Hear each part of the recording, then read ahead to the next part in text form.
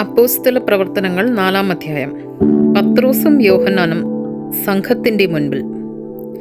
അവർ ജനത്തോട് പ്രസംഗിച്ചു കൊണ്ടിരുന്നപ്പോൾ പുരോഹിതന്മാരും ദേവാലയ സേനാധിപനും സദുക്കായരും അവർക്കെതിരെ ചെന്നു. അവർ ജനത്തെ പ്രബോധിപ്പിക്കുകയും മരിച്ചവരുടെ ഉത്ഥാനത്തെക്കുറിച്ച് യേശുവിനെ ആധാരമാക്കി പ്രഘോഷിക്കുകയും ചെയ്തിരുന്നതിനാൽ ഇക്കൂട്ടർ വളരെ അസ്വസ്ഥരായിരുന്നു. അവർ അവരെ പിടികൂടി സന്ധ്യ ആയതുകൊണ്ട് അടുത്ത ദിവസം വരെ കാരാഗൃഹത്തിൽ സൂക്ഷിച്ചു. അവരുടെ വചനം കേട്ടവരിൽ അനേകർ വിശ്വസിച്ചു. അവരുടെ സംഖ്യ 5000-ഓളമായി. പിറ്റേ ദിവസം അധികാരികളും ജനപ്രമാണികളും നിയമജ്ഞരും ജെറൂസലേമിൽ സമ്മേളിച്ചു. പ്രധാന പുരോഹിതൻ അന്നാസും കയ്യഫാസും യോഹന്നാനും അലക്സാണ്ടറും പ്രധാന പുരോഹിതന്റെ കുലത്തിൽപ്പെട്ട എല്ലാവരും അവിടെ ഉണ്ടായിരുന്നു. അപ്പോസ്തലന്മാരെ അവർ തങ്ങളുടെ മധ്യത്തിൽ നിർത്തി ഇങ്ങനെ ചോദിച്ചു: എന്തധികാരത്തിലാണ് അഥവാ ആരുടെ നാമത്തിലാണ് നിങ്ങൾ ഇത് പ്രവർത്തിച്ചത്? അപ്പോൾ പരിശുദ്ധാത്മാവിനാൽ നിറഞ്ഞ് പത്രോസ് അവരോട് പറഞ്ഞു: ഭരണാധികാരികളെ, ജനപ്രമാണികളെ, ഒരു രോഗിക്ക് ഞങ്ങൾ ചെയ്ത ഒരു സൽപ്രവൃത്തിയെക്കുറിച്ചാണ്. എന്തു മാർഗങ്ങൾ ഉപയോഗിച്ച് ഞങ്ങൾ ആ മനുഷ്യനെ സുഖപ്പെടുത്തി എന്നതിനെക്കുറിച്ചാണ് ഞങ്ങൾ ഇന്ന് വിചാരണ ചെയ്യപ്പെടുന്നതെങ്കിൽ നിങ്ങളും ഇസ്രായേൽ ജനം മുഴുവനും ഇതറിഞ്ഞിരിക്കട്ടെ. നിങ്ങൾ കുരിശിൽ തറച്ചു കൊല്ലുകയും മരിച്ചവരിൽ നിന്ന് ദൈവം ഉയർപ്പിക്കുകയും ചെയ്ത നസ്രായനായ യേശുക്രിസ്തുവിൻ്റെ നാമത്തിലാണ് ഈ മനുഷ്യൻ സുഖം പ്രാപിച്ച് നിങ്ങളുടെ മുൻപിൽ നിൽക്കുന്നത്. വീട് പണിക്കാരായ നിങ്ങൾ തള്ളിക്കളഞ്ഞ കല്ല് മൂലക്കല്ലായി തീർന്നു. ആ കല്ലാണ് യേശു. മറ്റാരിലും രക്ഷയില്ല. ആകാശത്തിന് കീഴെ മനുഷ്യരുടെ ഇടയിൽ നമുക്ക് രക്ഷയ്ക്കു വേണ്ടി മറ്റൊരു നാമവും നൽകപ്പെട്ടിട്ടില്ല. പത്രോസിന്റെയും യോഹന്നാന്റെയും ധൈര്യം കാണുകയും അവർ വിദ്യാഹീനരായ സാധാരണ മനുഷ്യരാണെന്ന് മനസ്സിലാക്കുകയും ചെയ്തപ്പോൾ അവർ അത്ഭുതപ്പെട്ടു. അവർ യേശുവിനോട് കൂടെ ഉണ്ടായിരുന്നവരാണെന്ന് ഗ്രഹിക്കുകയും ചെയ്തു. എന്നാൽ സുഖം പ്രാപിച്ച മനുഷ്യൻ അവരുടെ സമീപത്ത് നിൽക്കുന്നത് കണ്ടതിനാൽ എന്തെങ്കിലും എതിർത്ത് പറയാൻ അവർക്ക് കഴിഞ്ഞില്ല. അതുകൊണ്ട് സംഘത്തിൽ നിന്ന് പുറത്തു പോകാൻ അവരോട് കൽപ്പിച്ചതിന് ശേഷം അവർ പരസ്പരം ആലോചിച്ചു: ഈ മനുഷ്യനോട് നാം എന്താണ് ചെയ്യുക? ഇവർ വഴി ശ്രദ്ധേയമായ ഒരു അടയാളം സംഭവിച്ചിരിക്കുന്നു എന്നത് ജെറൂസലേം നിവാസികൾക്ക് എല്ലാം വ്യക്തമായി അറിയാം. അത് നിഷേധിക്കാൻ നമുക്ക് സാധ്യമല്ല. എന്നാൽ ഇത് ജനത്തിനിടയിൽ കൂടുതൽ പ്രചരിക്കാതിരിക്കാൻ ഈ നാമത്തിൽ ഇനി ആരോടും സംസാരിക്കരുതെന്ന് നമുക്ക് അവരെ താക്കീത് ചെയ്യാം. അവർ അവരെ വിളിച്ച യേശുവിനെ നാമത്തിൽ യാതൊന്നും സംസാരിക്കുകയോ പഠിപ്പിക്കുകയോ അരുതെന്ന് കൽപ്പിച്ചു.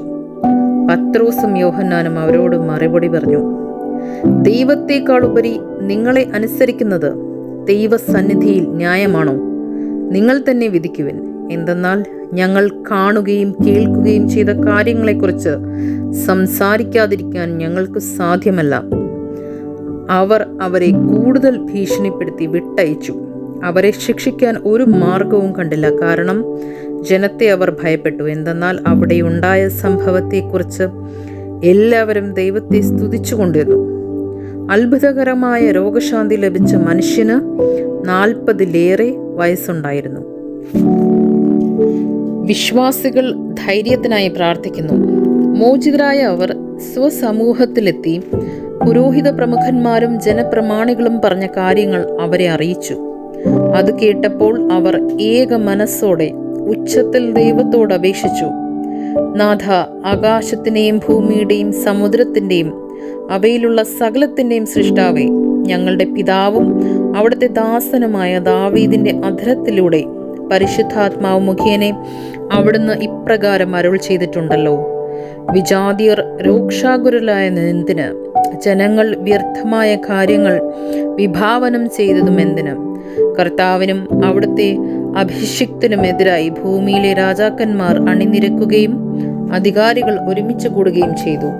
അവിടുന്ന് അഭിഷേകം ചെയ്ത അവിടുത്തെ പരിശുദ്ധ ദാസനായ യേശുവിനെതിരെ ഹേറോദോസ് പോന്തിയോസ് പിലാത്തോസും വിജാതീയരോടും ഇസ്രായേൽ ജനങ്ങളോടുമൊപ്പം സത്യമായും ഈ നഗരത്തിൽ ഒരുമിച്ച് കൂടി.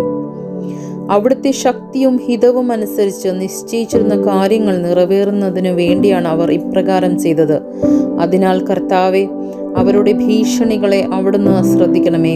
അവിടുത്തെ പരിശുദ്ധദാസനായ യേശുവിൻ്റെ നാമത്തിൽ രോഗശാന്തിയും അടയാളങ്ങളും അത്ഭുതങ്ങളും സംഭവിക്കുന്നതിനായി അവിടുത്തെ കൈകൾ നീട്ടണമേ.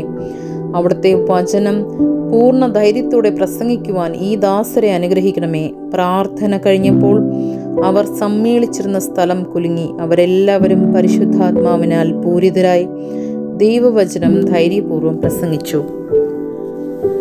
വിശ്വാസികളുടെ കൂട്ടായ്മ. വിശ്വാസികളുടെ സമൂഹം ഒരു ഹൃദയവും ഒരാത്മാവുമായിരുന്നു.